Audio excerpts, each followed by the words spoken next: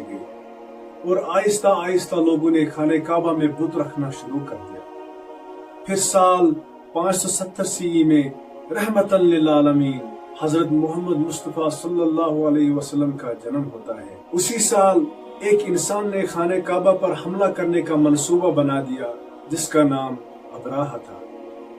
अबराहा एक बादशाह था, उसकी यमन पर हुकूमत थी।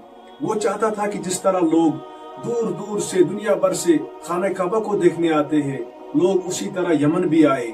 इसीलिए अबराहा ने यमन में एक कैथेड्रल भी बनाया था।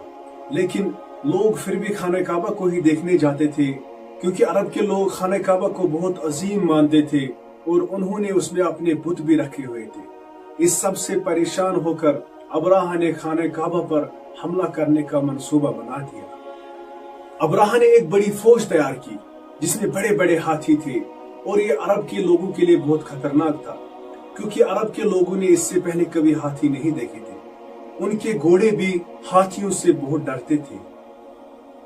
अबराहा अपनी फौज को लेकर यमन से मक्का की तरफ रवाना हो गया और रास्ते में आने वाले सभी कबीलों पर कब्जा कर लिया।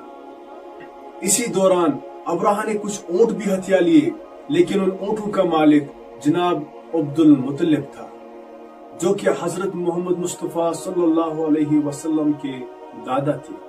लेकिन जब जनाब अब्दुल मुतल्लिब को इस सब का पता चला, वो अबराहा के पास गया और उससे अपने ऊंट वापस मांगे। ये सब देखकर अबराहा हैरान हो गया।